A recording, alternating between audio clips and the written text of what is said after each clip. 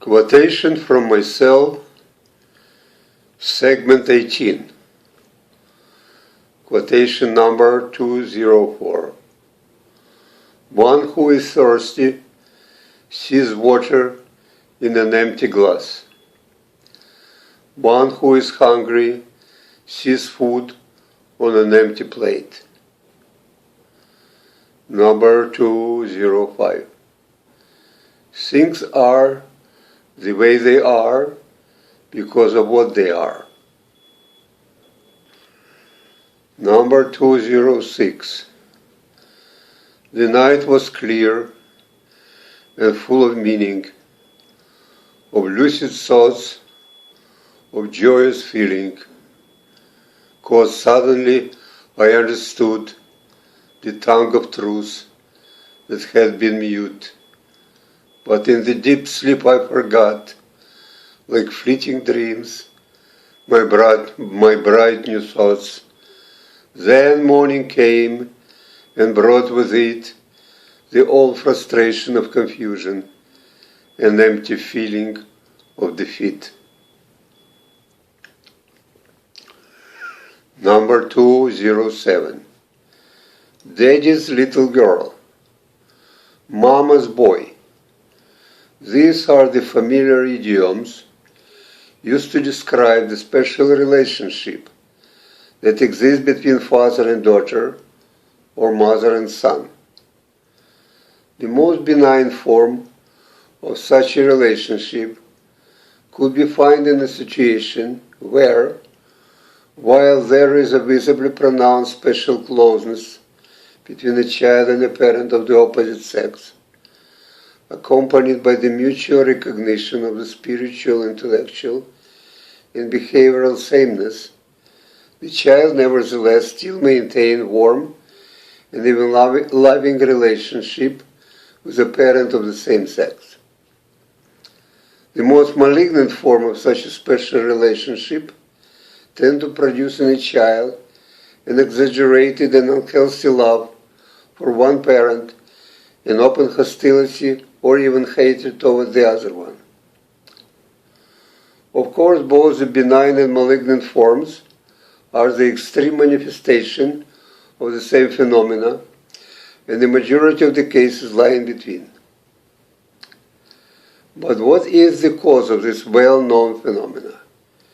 Is it the infamous Oedipus complex, according to which the suppressed sexual desire of a child toward the parent and vice versa, and engendered by jealousy and rivalry are the main culprits? Or perhaps one should rather look at the family and first of all at its foundation, husband and wife, for an answer. The dynamic of spousal interaction, the way father and mother treat each other, how it is perceived by the children of different gender, how it shapes their feeling and attitude toward parents, may better, I suppose, explain the phenomena under the consideration. I will try to prove that it is social in the context of a family and not sexual in nature, and if any sexual conflict enters the picture, they are in the sphere of spousal relationship and not of a child and parent. Now, the average spousal relationship is a relationship between two subjectively distinct and often incompatible personalities, each with an objectively different specific role to play in the family structure, the role largely predetermined by the gender of respective spouse. In such a situation of a compounded separateness, each spouse is trying to pursue his or her interest as they perceive them, and usually at the expense of the other side. This inevitably creates a conflicting situation, and the struggle may go on for years, while children became the witnesses, participants, and most of all judges. What children are often witnessing can be appropriately described as a domestic war, sometimes cold, sometimes hot, but almost invariably dirty, and in which both truth and fairness are the first casualties indeed.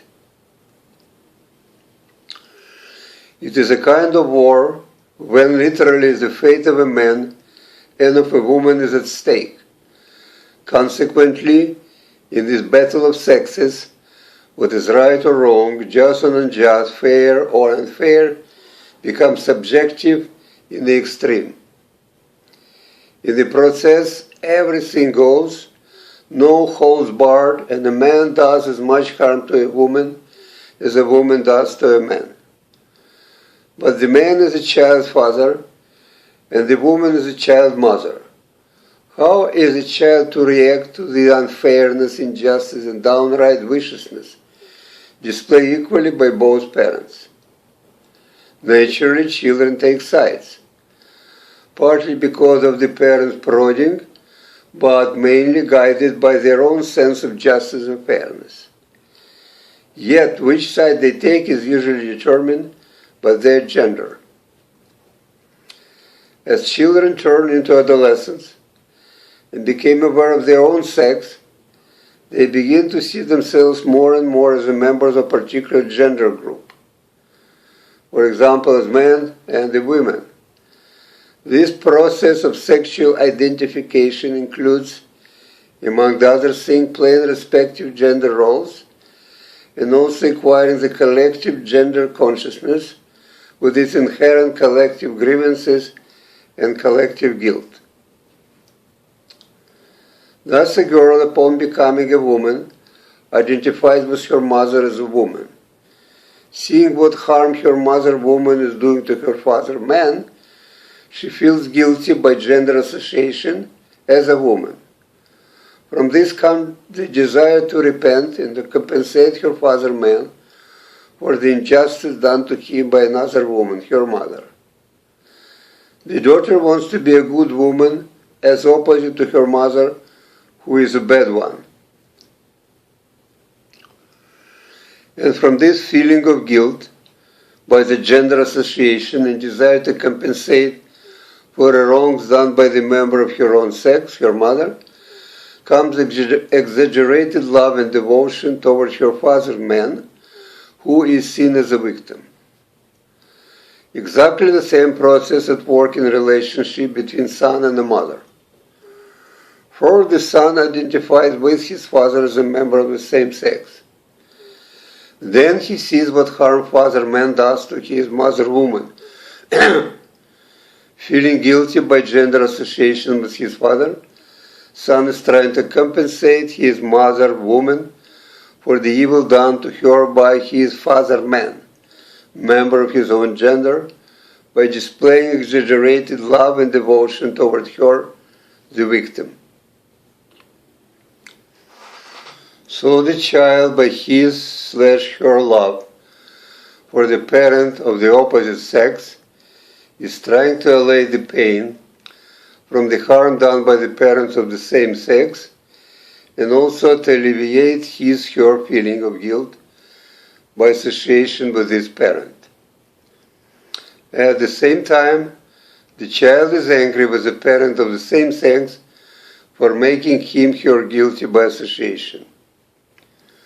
Quite often the same-sex parents can also be blamed, at least partially, for the child anger toward them, since such parents usually think they understand same-sex child better because of this sameness, and as a result tend to be more forceful and not as sensitive, careful, and considerate as with opposite-sex child. Though sometimes the opposite approach can also be the case. The hostility of the child toward the same-sex parents in its turn elicits understandably the negative reaction on the part of this parent, which naturally further increases the already present animosity in the child, thus turning the complex psychological situation into a vicious circle. At the end of adolescence, and coming through such an unpleasant, to say the least, experience as has been described above, children usually resolve not to repeat the sin of their parents, so to speak, and to be the better spouses that their parents were. Yet, despite their best intentions, when sons and daughters grow up and became husband and wife, they, with a very few exceptions, start to behave just like their parents of the same sex, that is, sons like fathers and daughters like mothers. Often they do it almost against their will, as if moved by some uncontrollable forces governed by the inexorable law of marriage. Consequently, they became much more tolerant to the same-sex parent in order, of course, to be tolerant toward themselves. And the notion of justice and fairness so dear to them when they were young, and which they used to judge their parents, get easily discarded in the name of self-interest. Evidently, the justice and fairness begins and ends only when dealing with the opposite sex parent. It does not extend to the other members of that gender, especially if it happens to be your spouse.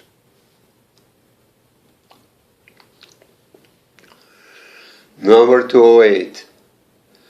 The road to success in any human endeavor lies through the fields of boredom, overgrown by the weeds of repetition. Only those who are able to withstand the boredom inherent in doing the same thing over and over again, or better still, who are totally oblivious to the boredom of repetition, or even get addicted to it, can cross the seemingly endless field and finally reach success. No other form of life, be it a plant or animal, experience the feeling of boredom. But then their goal is just to survive, not to succeed. It is only man for whom the mere survival is not enough. For as soon as he is assured of it, he wants more, he wants success. It is man's vanity that most of all sets him apart from the rest of nature. Number 209. You won't get any answers by asking those who themselves never had any questions. Number 210. The dreams have at least one thing in common with people. They are born to die. The people bring dreams to life, and the very same people eventually kill them. And they do it not only by abandoning their dreams, but also by pursuing them, and most of all by fulfilling them.